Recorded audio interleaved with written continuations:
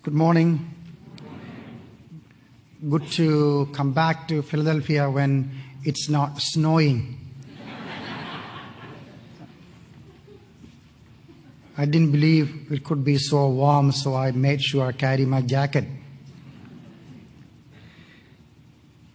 It's always a special joy for me to be back here. One of the reasons is I love Pastor Joe, and in many ways this fellowship kind of we feel very close to, and another reason I like to come here is because there's a special restaurant Pastor Joe takes me to every time I come here, and it's a cheap place, by the way.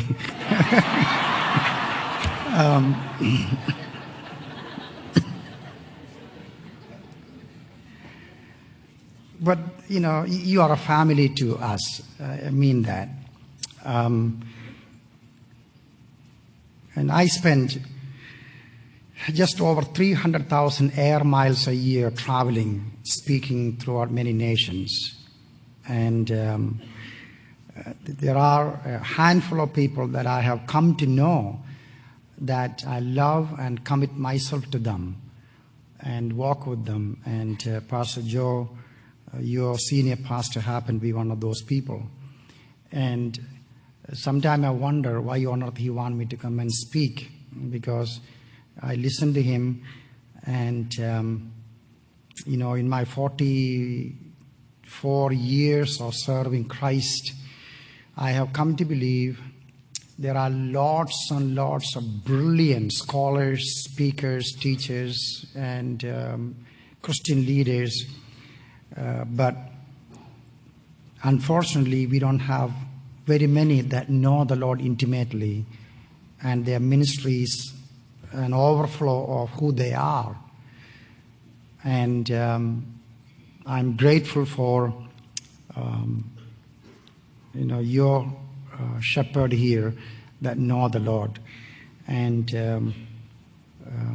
if you allow the Lord to change you and become like him as he followed the Lord, I think the scripture is very obvious. Paul said to his followers, "Follow me as I follow the Lord." And so it is a very special thing to have leaders that you can imitate. You know, sometimes following Christ can be very abstract and elusive, and kind of you cannot handle that. But in flesh and blood, you see people. And I'm challenged every time I come here and know the Lord is working here. And again, I'm aware of the new work the Lord is doing here among you in terms of seeking him and knowing him. And you know, I remember one year, this is many years ago, I traveled throughout this country speaking the whole year, I mean almost constantly. And by the end of the year, I fairly disillusioned, kind of very discouraged. And I said to the Lord, I don't want to do it.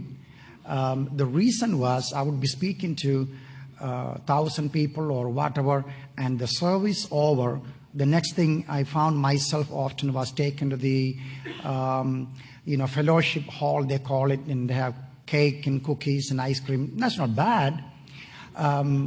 But the shallowness, the chit-chat and the carelessness, it just bothered me so much, because I cried my eyes out for the lost world, and here you didn't even touch them. And by the way, at the end of the year, that book came out, Road to Reality, still remains a very significant book. By the way, all our materials, you can pay for whatever donation. If you don't have the money, you can steal them also. Yeah, everything.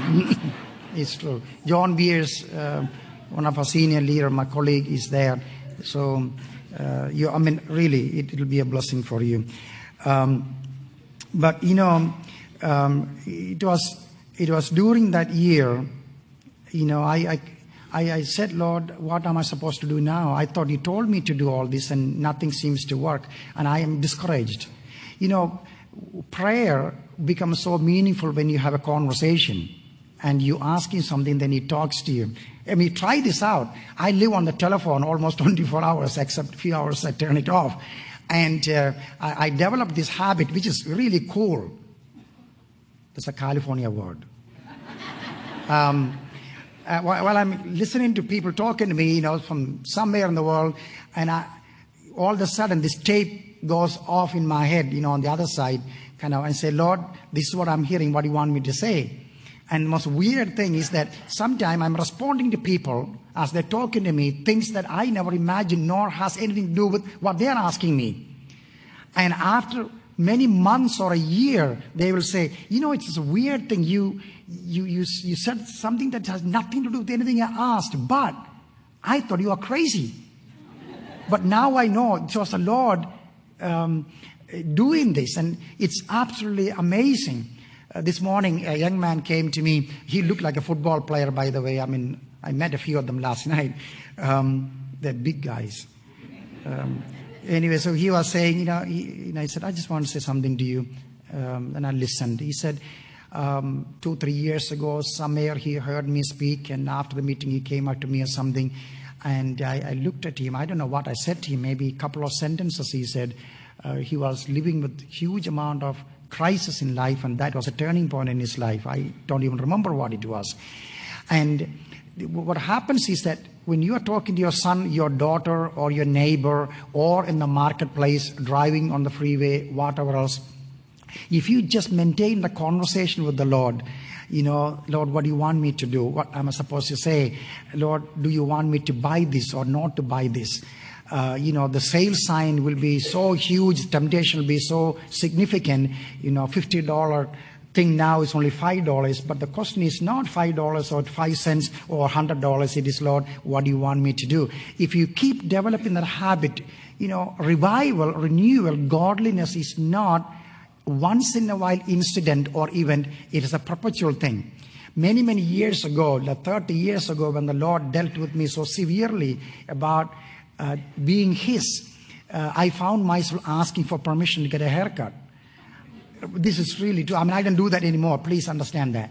And I found myself, really needing a haircut. And I said, Lord, what am I supposed to do? And one incident, it's only one. I waited and waited. My hair was growing longer, especially those days.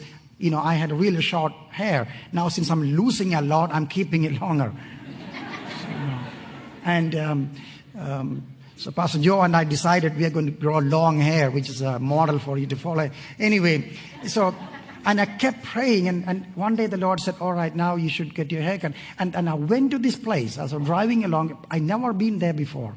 And I sat on this chair, and this guy started doing, and I said, well, this is a weird thing. And I've never been to this place, and the Lord seems to tell me to be here. And I start talking to him about the Lord. The amazing thing was that for amazing reason, that was appointed time for that man to give his life to Christ. It's the most amazing thing. And I wish it happened all the time with me, Don. And so the reason I'm saying that to you is that as you are pursuing the Lord, it's unusual compared to many, many churches here. I would encourage you to develop that habit. And this started with me many, many years ago, and I'm still learning. And I remember saying, Lord, this is really a bummer. I don't want to travel like this, and I'm really discouraged. And then the Lord spoke to me something quite interesting. He said, you know what? You are speaking to 500 people or 10,000 people or 3,000 people, whatever places you go to. Please understand, he said, I have my sheep among them, and my sheep will hear my voice. I'm sending you for those few that know me, and they will know I am the one that sent you. That was so refreshing. It was so transforming that my life was never been the same again. So when I'm speaking to a very large crowd, usually I go back and remind myself what the Lord said. But coming to a place like this, it is not, Lord, I got 2,000 people here, there are 5 people know you. But knowing what God is doing here, I'm terribly excited, encouraged by the fact that there is a sense of renewal and God dealing with you, and it's going to spread throughout the nation. The real answer to whatever we are dealing with is not political muscles and money and power. It is people of God praying and standing in the gap, which I believe is happening here. And by the way, this is a way of reminding you, television news, radio, and magazines all should become for us as followers of Christ information for prayer. For example, Pakistan, I did not know if you are tracking with it just in the last 1 month of the flooding taking place in Pakistan. And I was in Bombay airport just a week and a half ago on the way to Germany, and talking to our regional leader. He was saying, and I said, what is happening in Pakistan? Because he was just there trying to figure out what to do with the flooding situation. And then he said, well, so far 1,800 people lost their lives. And then, he normally talks very fast, but he didn't. There was a pause. I could hear he was emotionally breaking down. And then he said, the sad thing is, millions of children are left helpless. And then he said, the low-lying land, people are suffering so much, he cannot even imagine this. 70% of the entire country, crops completely been destroyed. And then the madness, 2 bombs exploded just a week after that. I mean, you think about a country like that, how do we look at these nations? Not from the perspective of politics and what is going on. We say, Lord, you died for these people, and they are dying without you. Break my heart, oh God, that I may pray, I may know what to do. And then as he guides us, we do whatever we can. See, living for the Lord is not a life of dichotomy. It is not a divided life like you go and work for some, IBM or bank. You do the work for them, then you go away. No, it's quite interesting. My 2 children, Danny and Sarah, they both are serving the Lord.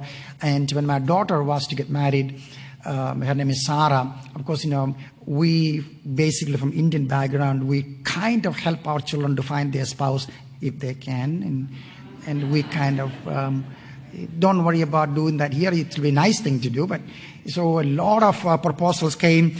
And, she said, Daddy, I do not want to live in the United States. She was born and raised here and had her education here. I just want to live here in India and serve God. And so we kept looking for someone that would do that. So finally, this young man came, and I started talking to him, and I'm the dad, He got my permission. And so I asked him, so Danny, that's his name. So what is this all about? Please tell me about your life. And he said, I'm a medical doctor. I said, I know for sure you are a medical doctor, but I'm trying to figure out what your life is about. He said, well, when I was studying, the Lord called me to serve him, and my call is to serve Jesus, and that's my life, everything in it.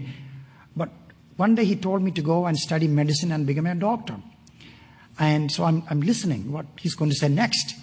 Then he said this amazing phrase. He said, my call is to be his and serve him, but my vocation is being a medical doctor. I said, you are it.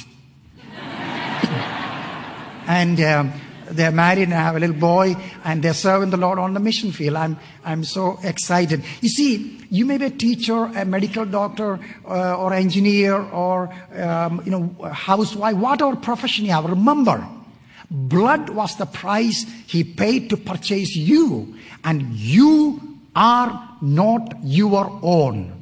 There's no such thing, your money, your time, your relationship, your future, your plans. You can't do that anymore. You can, but you will not experience the fullness of life that Christ promised.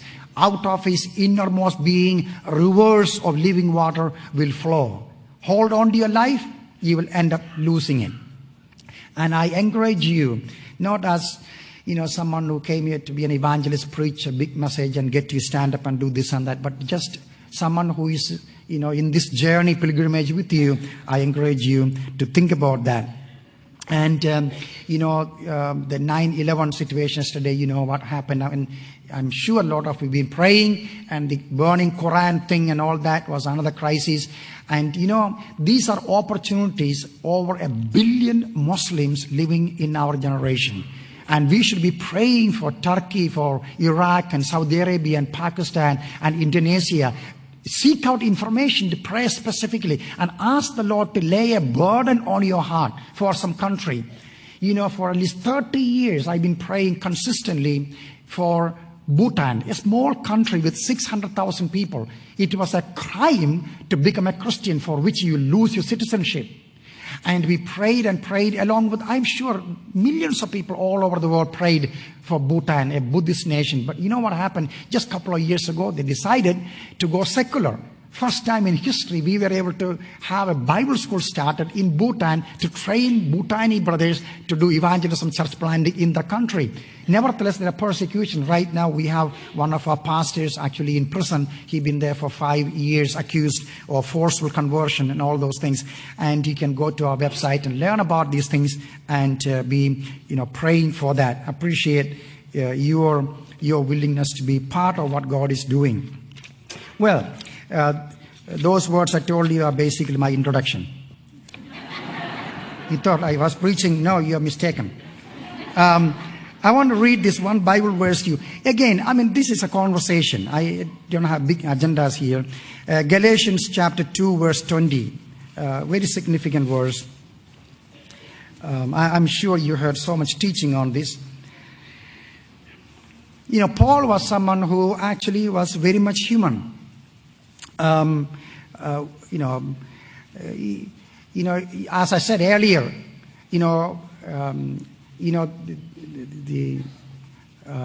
little song I heard long ago, Lord, I want to be a Christian in my heart. And we all sing all kind of things like that. But how do we live it out? That is a fundamental question. And I think one of the reasons I'm so impacted by Paul's life, because he was a normal human being just like any of us. The tradition says he was hardly, 4 feet, 4.5 feet tall, and bald-headed, and a hooked nose, and far from being a movie star, unlike the fellows I met last night. People said, they accused him of his speech being contemptible. He couldn't talk right. And yet, as he walked among men, remember the story in the book of Acts, these bunch of boys trying to cast out demons? And the demons said, we know Paul and we know Jesus, but who are you? And then they got out of the man, obviously, and possessed these boys, and they ran away naked. That's quite interesting. Heaven recognized Paul, and demons trembled at his presence. And Paul said, I know that is in me. There's no good thing. I start from zero. It's not that Paul had huge amount of money or education and good look. No. But I think the secret of Paul's life, a perpetual light, a candle that never went out till the end of his journey. I think one of the key and the secret you find in Galatians chapter 2, verse 20, where he says, I am crucified with Christ. That very, very significant verse. I have been crucified with Christ, and I no longer live, but Christ lives in me. The life I live in the body, I live by faith in the Son of God, who loved me and gave himself for me. Early in my life, some individuals had impacted my life. One was Watchman Nee, his writings, and Roy Herson, the book Calvary Road, Be Filled Now. Then some of the old Puritan writers, but Stanley Jones, Dr. Stanley Jones happened to be one of those people that really had some influence on my life. He was a philosopher, a thinker, a brilliant scholar, and one of the greatest missionary statesmen that we ever heard about in 20th century. And he was a missionary in India. And he won tens of thousands of intellectuals, upper caste Brahmins, to the Lord through his ability to communicate the gospel. And I heard him talk about his experience on one of the tapes. He's dead and gone, by the way, with the Lord now. He talked about how engaged he was in the work of God. Like a man who would not stop, 24 hours, busy. The need is so much opportunity, unlimited possibilities, ever expanding, and he was going on and on and on in the work of God. But he had 2 mental breakdown, totally devastated. And one day, as he was recovering, in Lucknow, India, he was sitting in a small church, and there was a prayer meeting going on. And he says, "Look like the Lord came to me and addressed me. So, Dr. Jones, are you ready to turn over your life to me, or you want to hang on to it and mess it up again?" And Stanley Jones says, "Well, I felt like it was a good bargain. I didn't want to miss it." And he instantly said, "Lord, here I am. It's no more my life that I want to live. It's no more the work that I am after. It's no more my reputation, no more the great need and possibilities that I need to address. I'm yours. Here I am." And Dr. Stanley Jones testifies that was the moment his life was completely transformed from despair, worry and care and anxiety about everything. In the life of a child of God, sometime, somewhere, and in your life, there must come a time, a realization that we do not have in ourselves what it takes. Let me repeat. You have to come to the place, you may have already, that you do not have in yourself what it takes. For what? To say not to sin, not to reputation and honor from other people, from the longing to be recognized and understood, and to have all the security measures all in place that you don't have to worry about anything. All the suspense and unknowns are removed, that everything is normal. That your dreams about the future of well-being and your children and family and whatever else, there's no answer really, no matter what you do. There's nothing within yourself, in your world, you have control over it. But if you let it go, you'll be surprised. One of the neatest things the Lord dealt with my heart many, many years ago as I entered into this experience, the Lord gave me an image of dry leaves being carried away by the wind. He said, you don't have to fight over it. Just let it be. And my brothers and sisters, do you know that dead people don't have to die? You're saying, wow, what a profound statement. And I think this is true. The most peaceful, restful, relaxing life in the whole world is when you are dead. Rest in peace. What do I mean by that? Paul's statement, I am dead, crucified with Christ. But the paradox is this: but I'm living, I'm alive. Life is mine. And life not somehow hooked up on machines and barely breathing and alive. No, it's exciting and absolutely fantastic, because it's no more mine, but His life in me and through me. But here's a problem. In the measure in which you and I, we are holding on to our life, in the same measure we will lose or will not experience His life. And this is fundamentally the problem. We constantly try to live Christian life, thinking that it is our life. Christian life is not your life. It is His life. Your advocacy, your inadvocacy, your lack or your having this or that, nothing to do with any of those things. The Lord is seeking for us to come to the place where we recognize all that we do in our strength actually is a waste of life, and it's important that you depend on Him. You know, God promised Abraham a son, you know that. And his complaint was, Lord, I obeyed you, I left my home, my surroundings, and my wealth, and the whole thing now. My agony said, you know, I don't have a son. I don't have anyone to follow me. And the Lord said, I'll give you a son. I'll give you children. But the problem was waiting and waiting and waiting. Nothing happens. And I think he and his wife had quite a few discussions like we all do. You know, every night when I go to bed, you know, because, you know, all during the day I'm talking to other people. In the night, my wife and I, and we talk about some things, and she didn't talk to too many people during the day. I talk to the whole world, and sometimes I snore.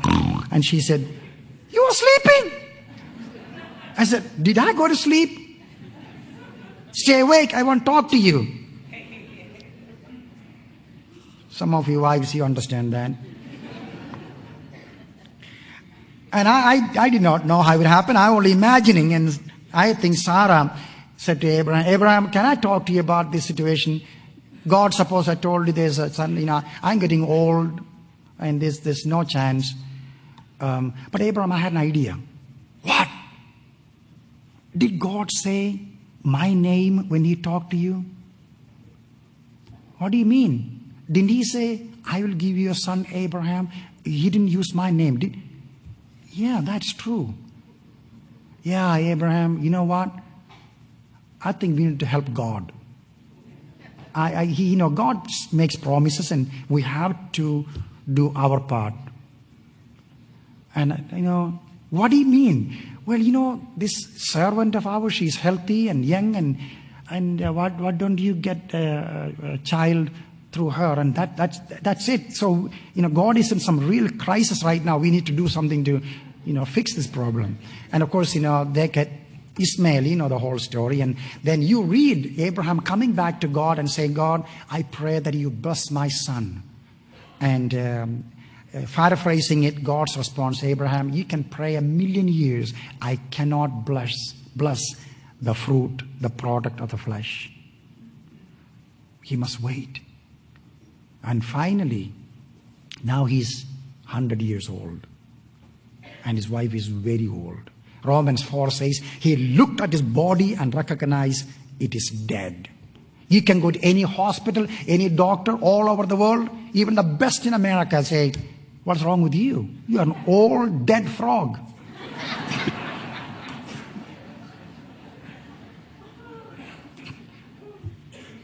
And then God says, Abraham, yes, God, I want you to be circumcised.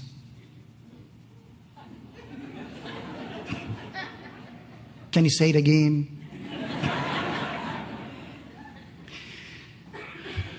And so he goes through that ceremony.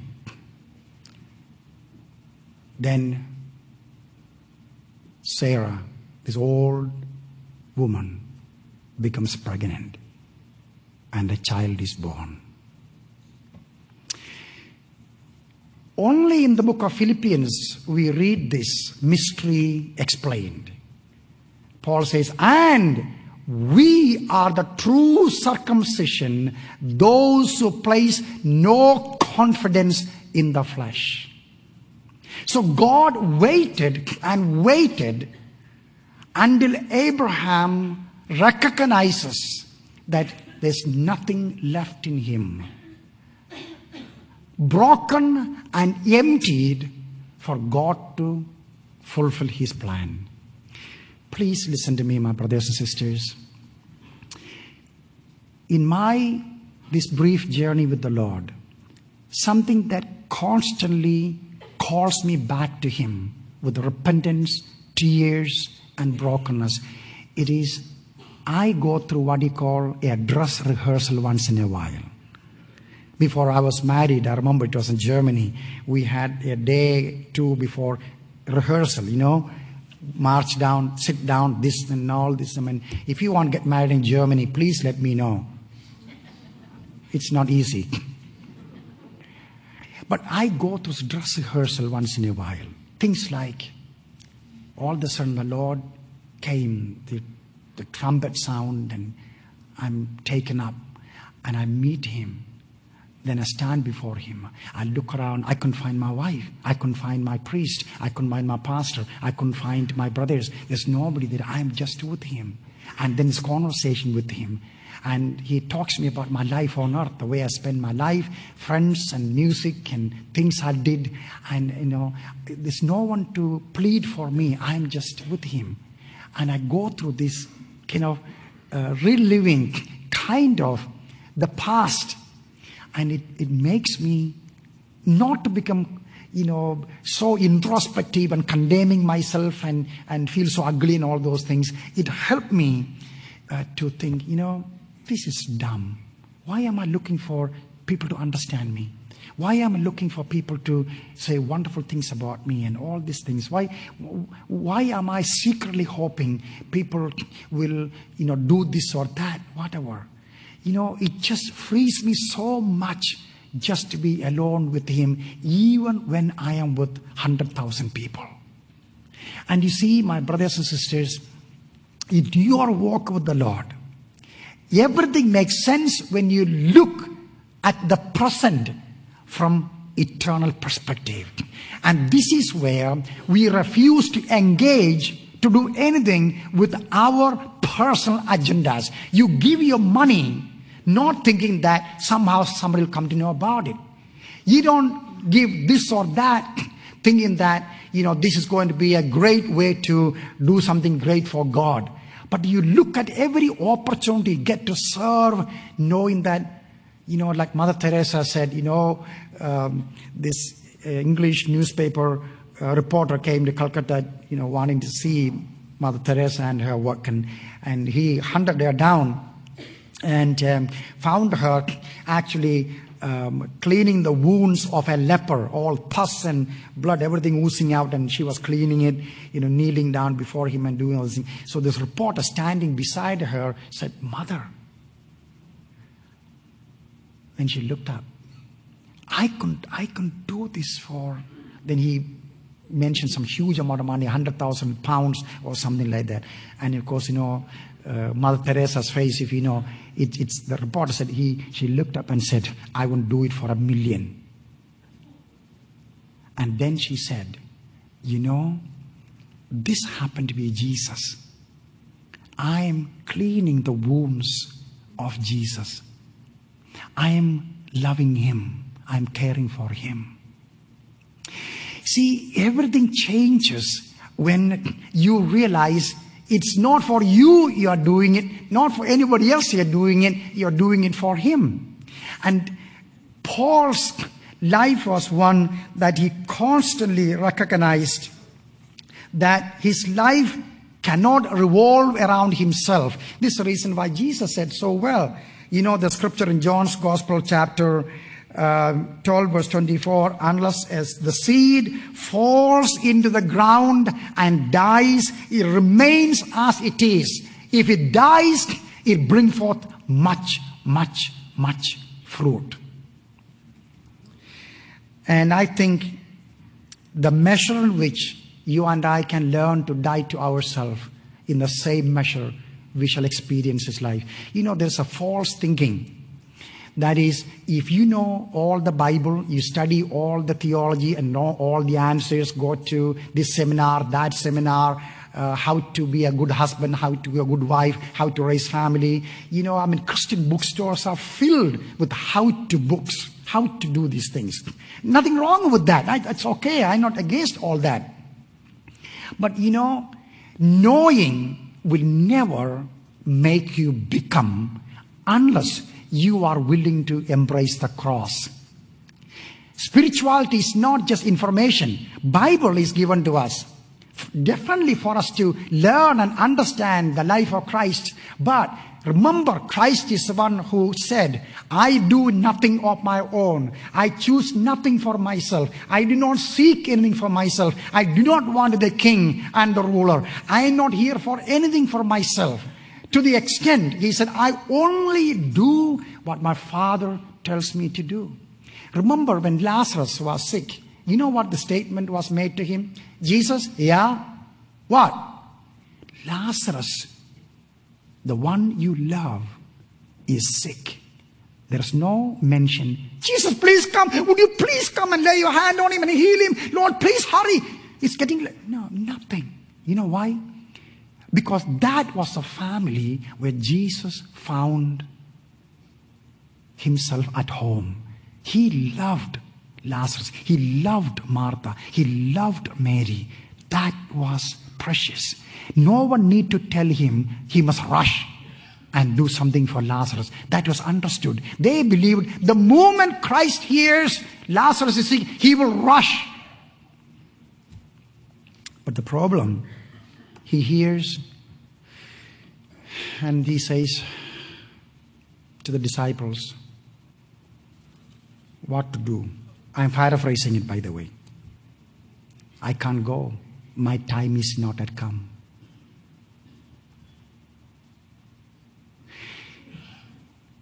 See, it's one thing to care for the orphans and widows and the poor people in Dhaka, Bangladesh, or Africa, or India. But it's another thing to care for your own little daughter, your son, your wife, your husband, your dad, your mom. The intimacy, the emotion, the grabbing of your heart, the pulling, that is instant, so subjective. That was so with Christ. He, I believe, as a man living on earth, so desperately wanted to rush and go to Lazarus, because nothing else than that he would want. He loves him. But at the same time, he must have asked, Father, you just heard what I heard.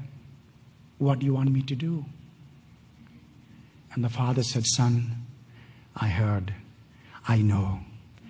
I don't want you to go. We don't have any more than that here.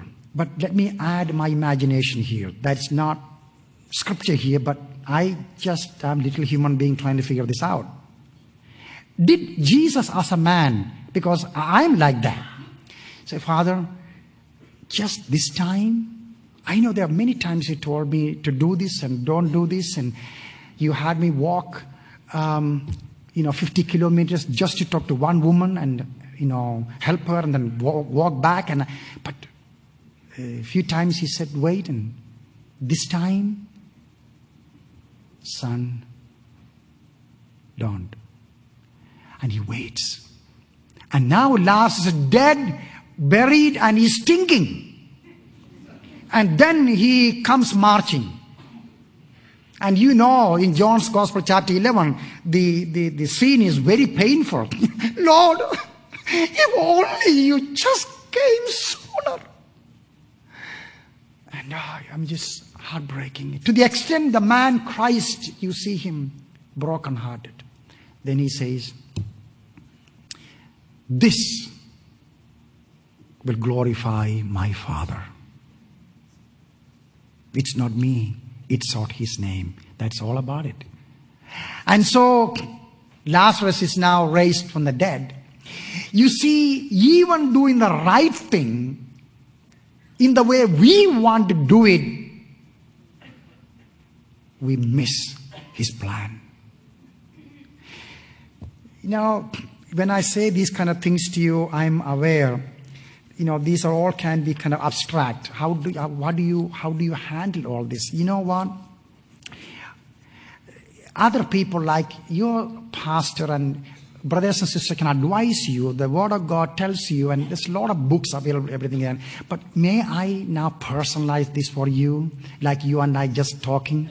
Would you please develop a habit slowly, day by day, to talk to the Lord and listen to Him. And at the same time, learn to say no to yourself. You are out there, shopping. Some ladies call window shopping. And the window shopping goes into buying shopping. And you come home and say, "Oh, honey, dear." Those are American phrases. You wouldn't believe it. That last week, this thing was costing $50. Now you marked down to $5. And the poor guy knows this is a waste of time and everything, so he just says, "All right, no problem." And vice versa. "Oh, honey, you just believe I was looking for this car. I just found the best price in the whole world." And the wife knows he's like a little kid, one another toy. But you see, but deep down, this is not the way life should be. Why crowd your life with more and more and more stuff that takes so much time from being with Him? So many books we read that has no meaning to develop our spirit and knowing Him. So much music we listen to keep us occupied from worrying to death. But that's not the answer. Learning to say no to things of the world, to others, and whatever else has to be part of dying to self. And I pray that the Lord will give you understanding. No one can dictate to you and make you do this and that. My own life journey, I have come to find out that the best thing in life is to love Him and then do what He tells to do, and there is joy. Otherwise, it is legalism. You go back under the old covenant. It is a real difficult thing to live with. Well, I need to conclude. The Lord is working here and in your life.